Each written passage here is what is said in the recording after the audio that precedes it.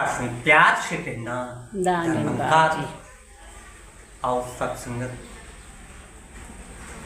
सदगुरु हमें पल पल छिन छिन एहसास दिलाता है कि ये मालिक ने जो भी बख्शा है ये प्रभु की कृपा है। चाहे वो सत्संगत ब्रह्मज्ञानी संत, चाहे वो झोपड़ी में रह रहे हो, तो भी इसका ही शुक्राना करते हुए जीवन को जीते हैं। कहते हैं कि मिट्टी का घर यदि हो कच्चा, रूखी सूखी खाता हो, सारा दिन मजदूरी करके पेट नहीं भर पाता हो। सत्संगत भले हो, घर उसका झोपड़ी हो, लेकिन अगर सतगुरु के चरणों में समर्पण है तो सत्संगत उसका जीवन धन्य है। और कहते हैं कि राम बुलावा भेजिया, दिया कबीरा रोए, दो जो सुख साधु संत में सो बैकुंठ न हो।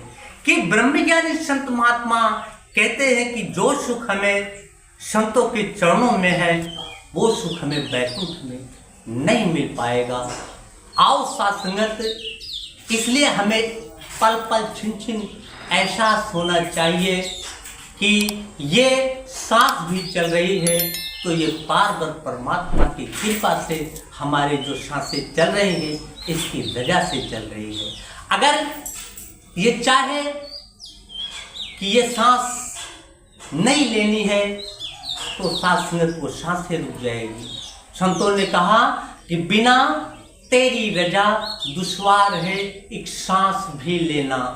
संतों ने एहसास किया सत्संगत कि ये मेरे मालिक सदगुरु सच्चे पातशाह, जो हमारी सांसें भी चल रही है वो भी तेरी कृपा से चल रही है। इसलिए संतों को कहना पड़ा कि बिना तेरी रजा दुश्वार है एक सांस भी लेना, जो हो लुत्फो करम तेरा तो फिर मुश्किल नहीं होता। ये प्रभु सच्चे पातशाह, जिस सांस में तेरी रजा है वो सांसें आसानी से ली जा सकती है, जो सांस में तेरी रजा नहीं है वो सांसें वहीं की वहीं ठहर जाएगी।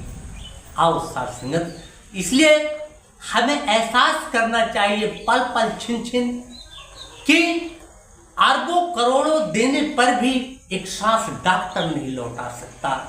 इसलिए सतगुरु की दी हुई जो सांसें हैं हमें व्यर्थ ना इसको गुजारे, व्यर्थ ना गंवाए और सत्संगत सदगुरु के चरणों में समर्पण होकर के इस जीवन को जीते चले जाएं। यही अरदास, यही प्रार्थना है। सत्संग प्यार से कहना।